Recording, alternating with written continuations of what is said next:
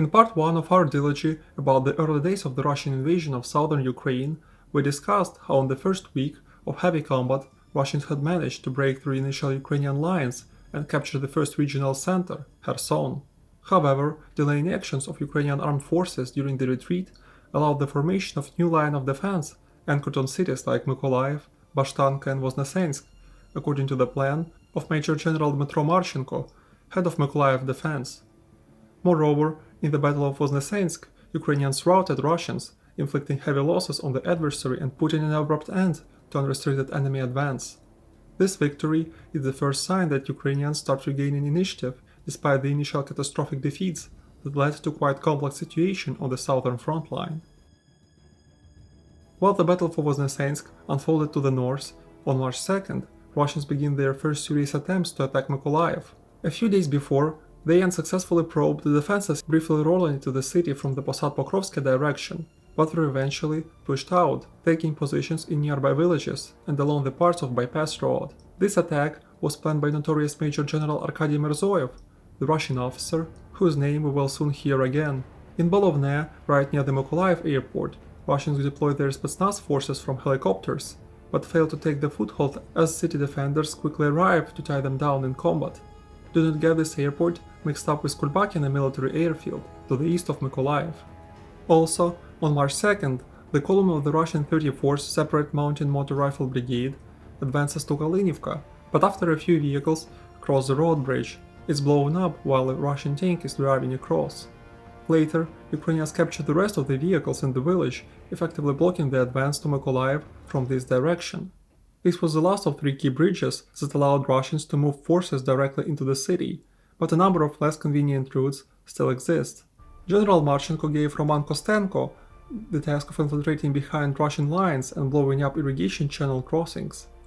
8 years ago, Marchenko and Kostenko fought side by side defending Donetsk airport. Now, facing the same enemy, they meet again. Currently serving as a member of Ukrainian parliament, Roman Kostenko volunteers to lead an ad hoc group of special operations forces, successfully blowing up key bridges and implementing the critical step in Marchenko's plan to save the southern stronghold. The head of Mykolaiv's defense also orders special operations groups to operate behind Russian lines, tasked with eliminating the retreating remnants of Russian forces from Voznesensk. These efforts are supported by regular Ukrainian units, including the 80th Air Assault and 28th Mechanized Brigades.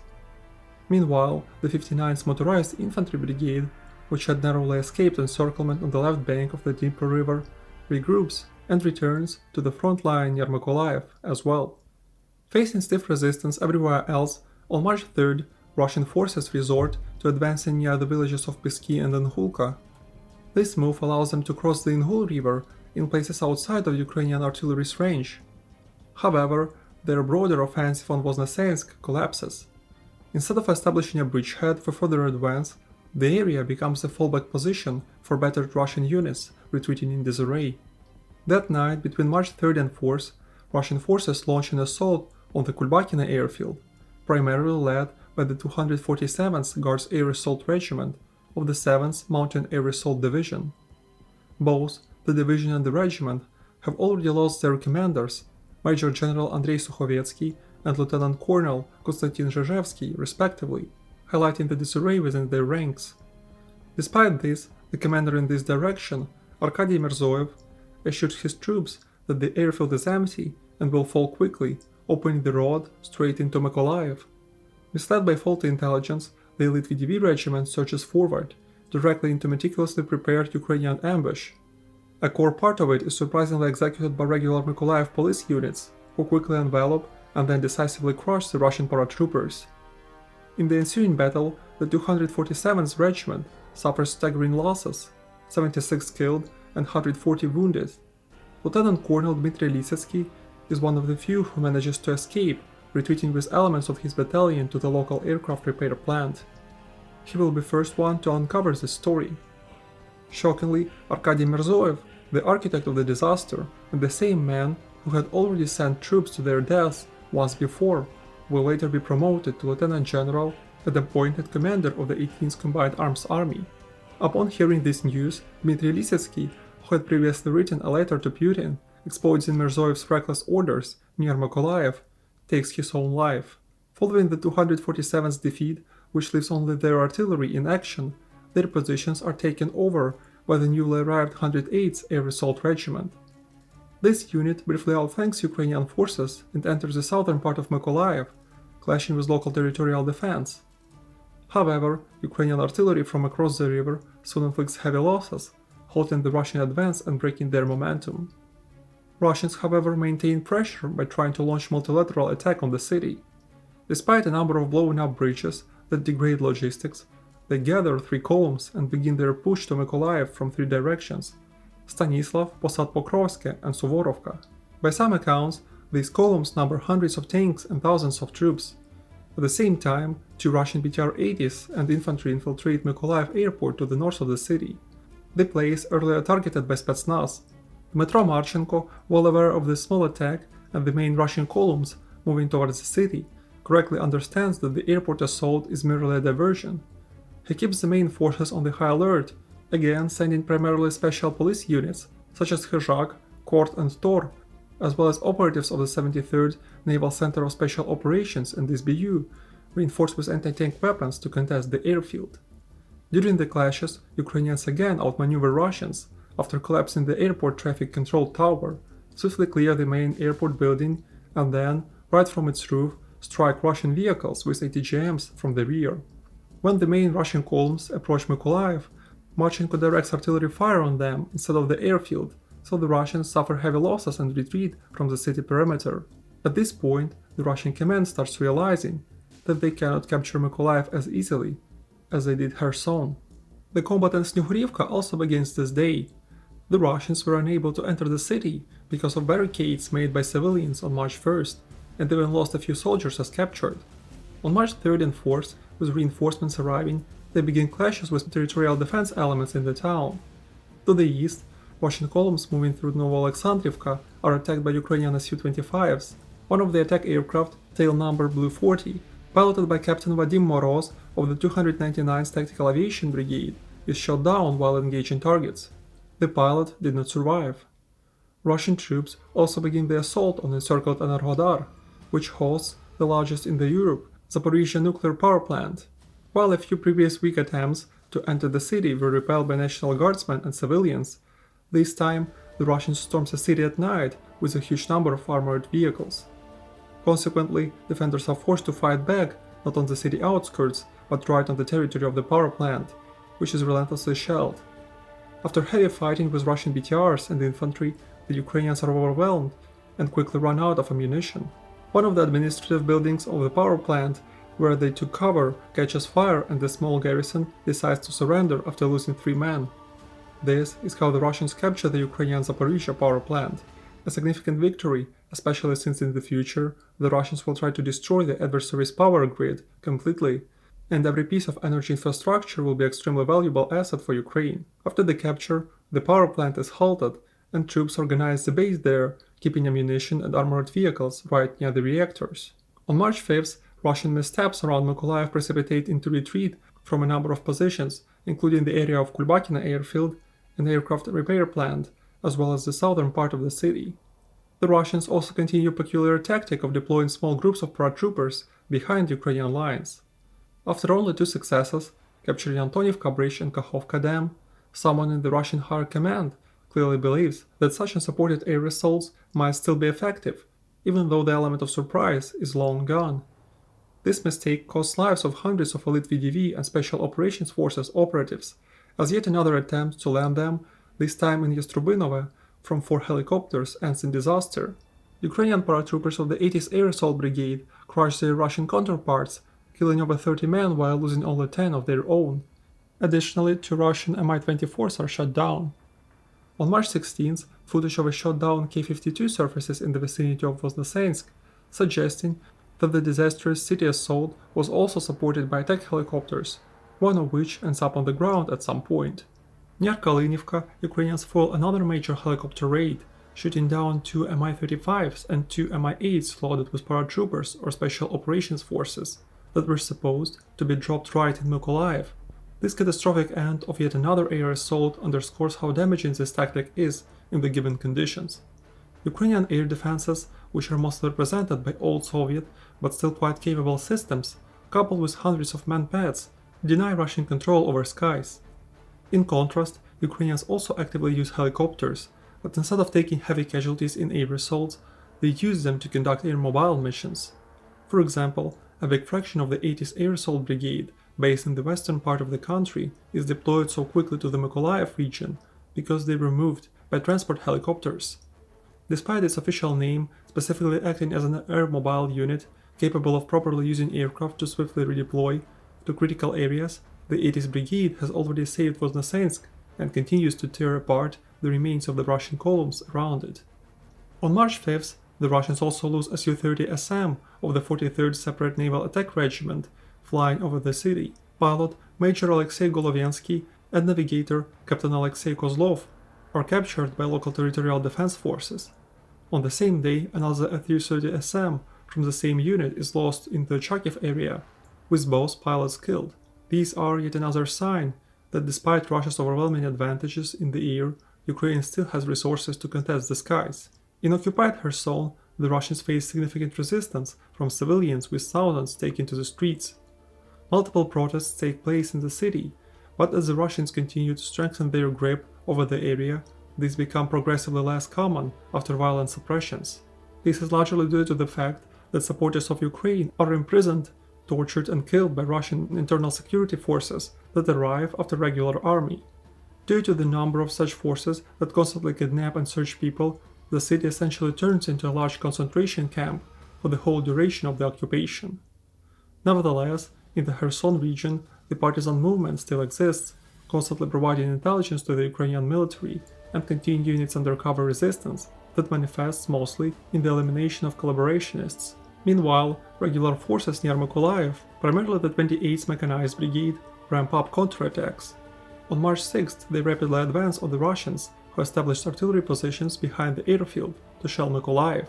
The assault roused the last elements of the 247th Guards Air Assault Regiment, which abandons 2 intact artillery batteries, composed of towed howitzers and 2 non-self-propelled artillery systems. In total, with supply trucks full of ammunition, the Ukrainians capture 30 pieces of various equipment.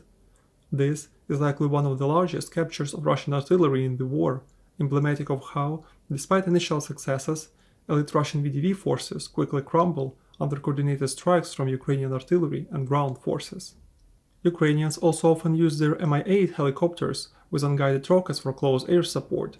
On March 6th, however, 2 Mi-8s of the 18th Separate Army Aviation Brigade are shot down by Russian forces in the area between Mikhailivka and Arkhangelsk, claiming the lives of 6 crew members. On the same day, however, Russians suffer even more devastating loss in the air. Near Nova Kakhovka, where neither side has been very active recently, the Russians carelessly fly their transport Mi-8s, carrying personnel from Crimea to Chornobaivka. Ukrainians track one such helicopter and shoot it down over the river with man-pads. Among the 17 killed occupants, all serve as officers in various aviation regiments, Ichonkoy, and are pilots of helicopters currently operating from Chornobaivka. On the ground, Russians once again attack both Kulbakhina airfield and Mykolaiv airport, but Ukrainian defenses withstand assaults. On March 7th, Russians retaliate with a missile strike on the barracks of the 79th Air Assault Brigade that kills 10 Ukrainian soldiers and wounds dozens more.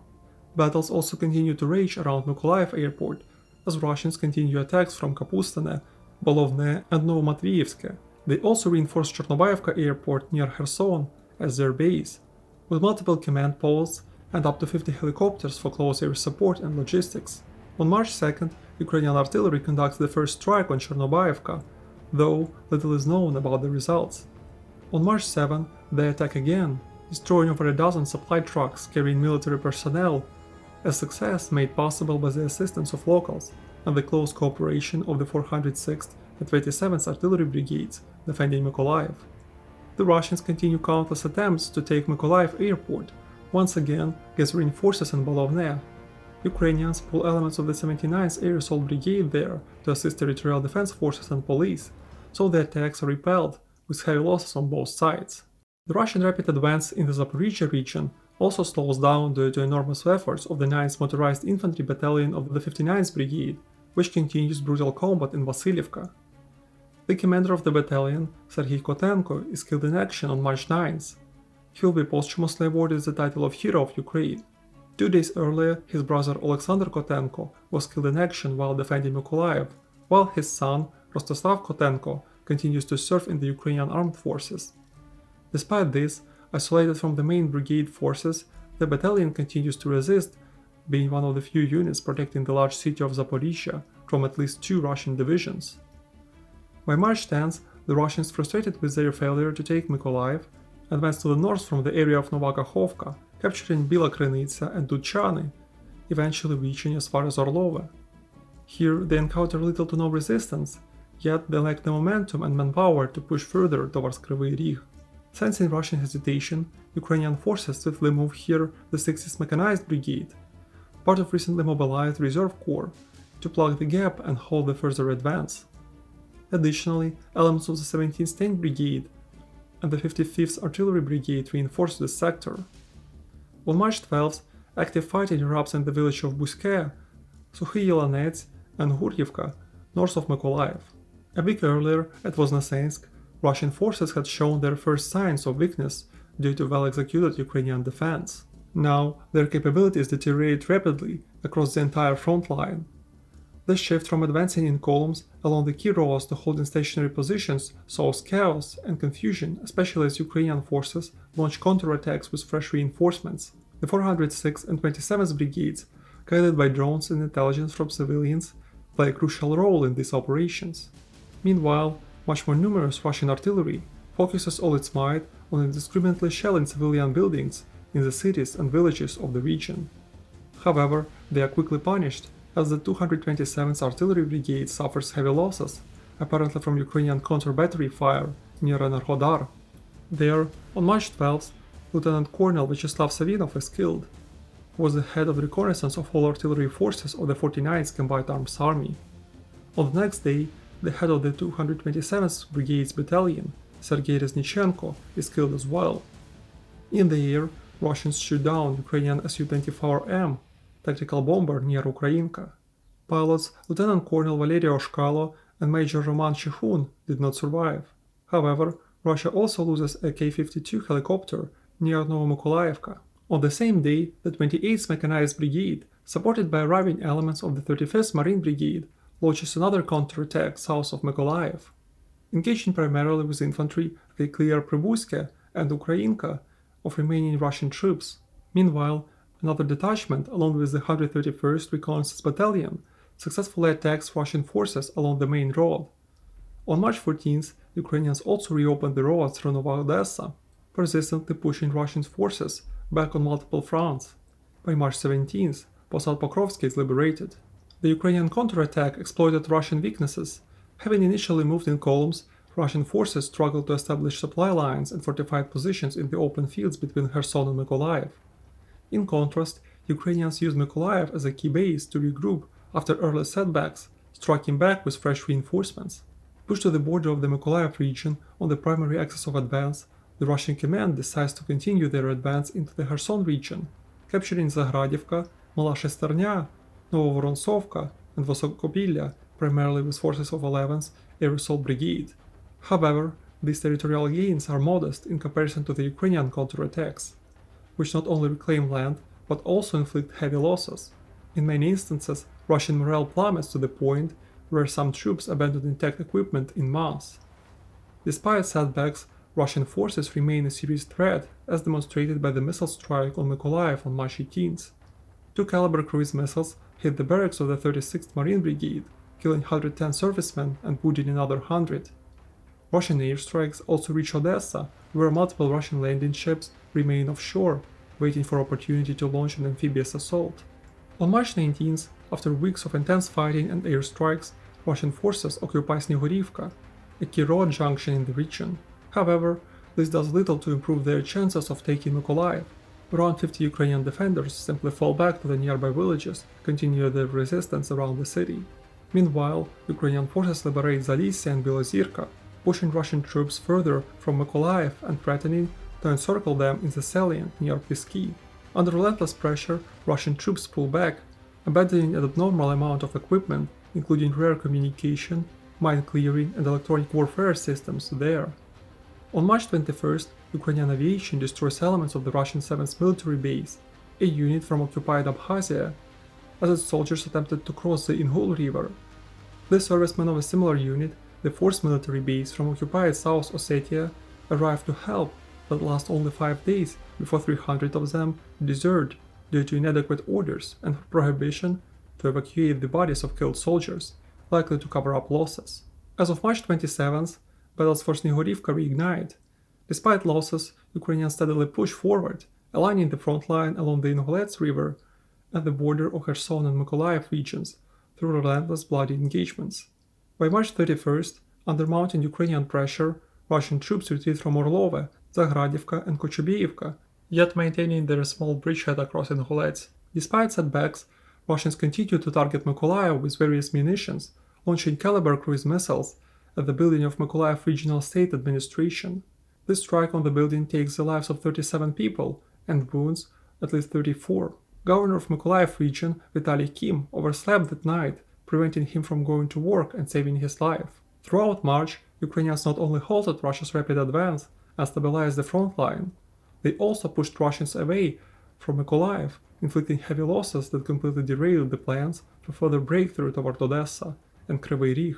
In these conditions, Russia is forced to abandon any plans for amphibious assault entirely, as Ukraine maintains solid control over key ports and coastal cities along the Black Sea.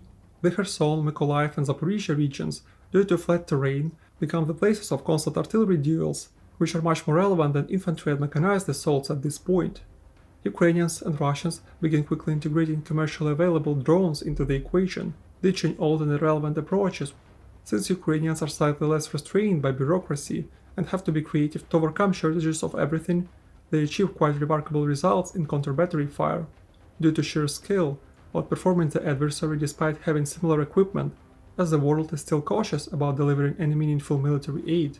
Russians, who have enormous amount of equipment and shells, lag behind, but still time to time are able to inflict significant losses on Ukrainians and their artillery.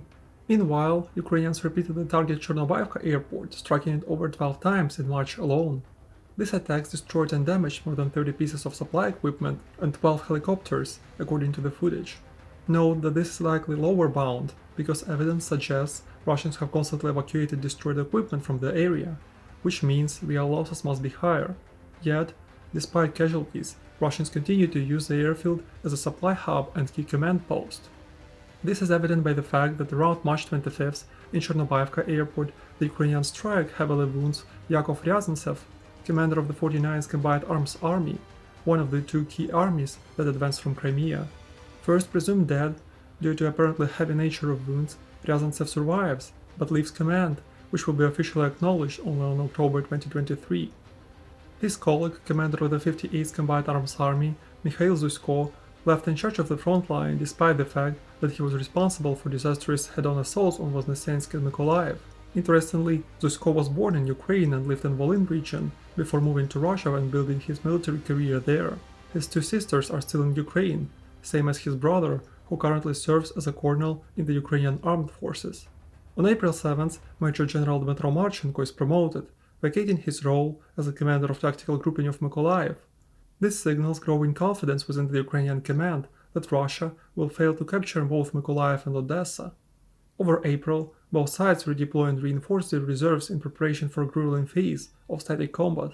Ukraine deploys the 14th and 63rd Mechanized Brigades and additional battalions of the Ukrainian Volunteer Army to the south. Most engagements takes place between Posad Pokrovsky and Alexandrivka, where the Russian 20th Motor Rifle Division attempts to advance towards Mykolaiv, but is eventually stopped. After Ukraine retakes Osokorivka, the northern sector of the front line also freezes. Ukrainian air defenses, specifically 160th and 208th Anti-Aircraft Missile Brigades, along with the 38th and 301st Anti-Aircraft Missile Regiments, finish replenishment and redeployment and become fully operational, denying Russian aviation the air superiority it enjoyed during the initial weeks of the invasion. This is also evident in Zaporizhzhia region, where on April 21st, Russian forces lose Mi-8, Mi-28 and Su-34. By May, heavy fighting persists without significant territorial shifts.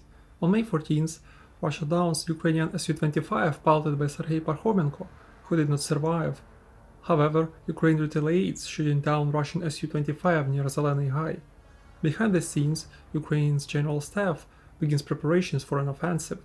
This involves secretly redeploying and reinforcing reserves while also overhauling the command structure.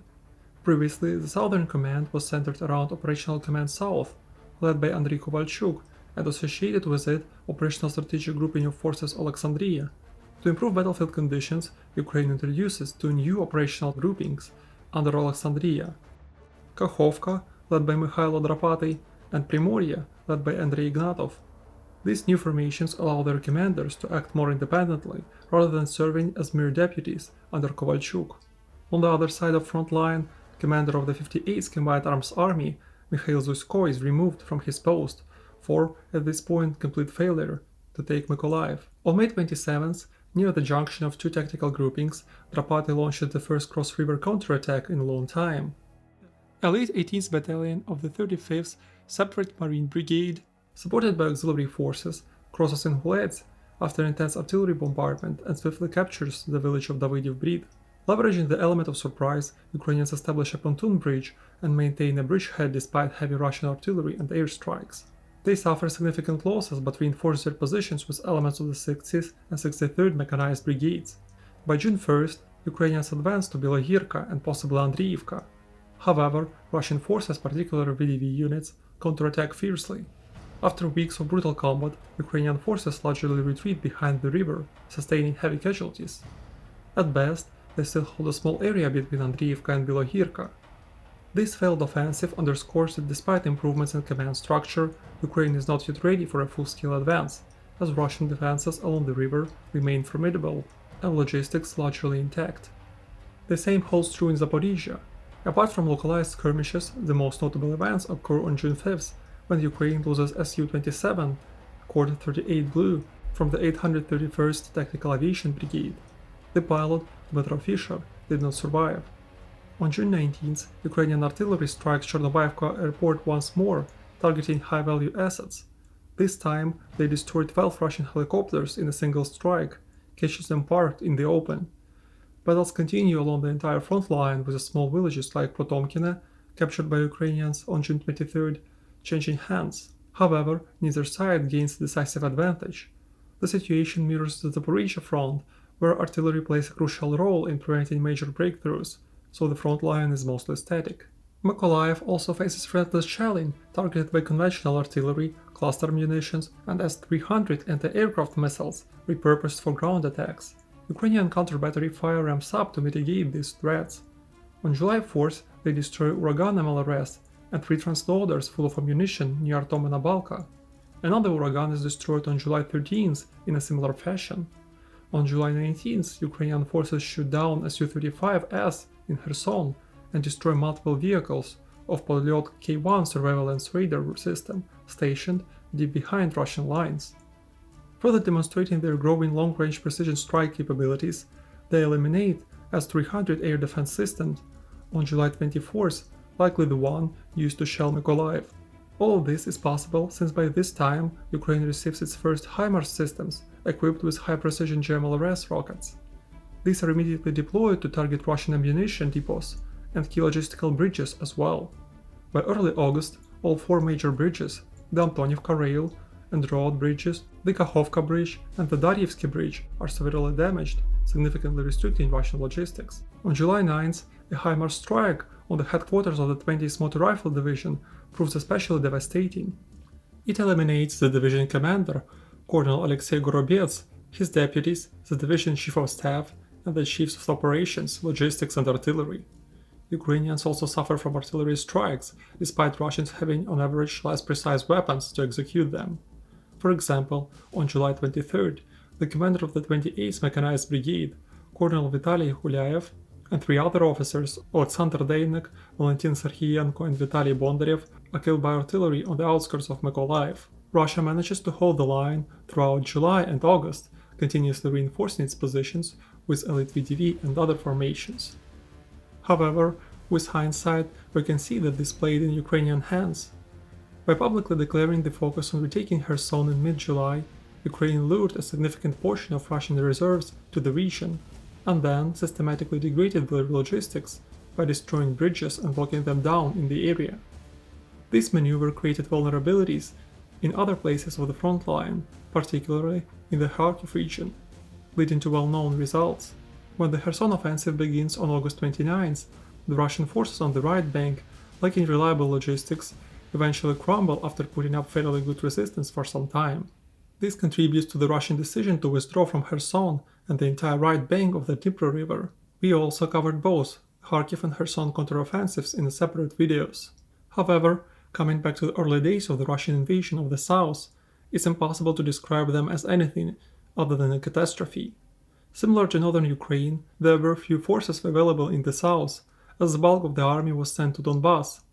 This miscalculation can be attributed to the entire political and military leadership, particularly Commander-in-Chief Valery Zaluzhny and Sergei Naev, the commander of the joint forces, who was assigned by Zaluzhny to control the southern front early in the war.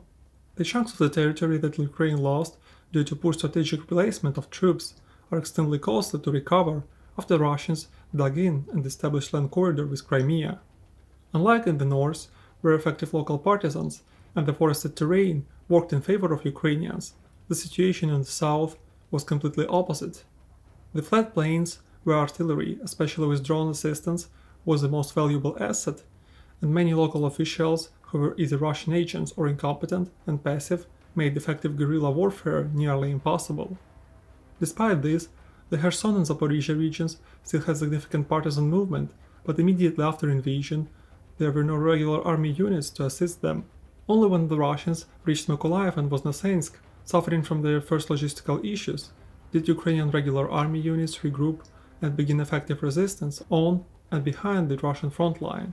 However, before this happened, Ukrainians lost nearly the entire Kherson region and a large portion of the Zaporizhzhia one, which constitutes the majority of what Russia has managed to occupy since February 24, 2022.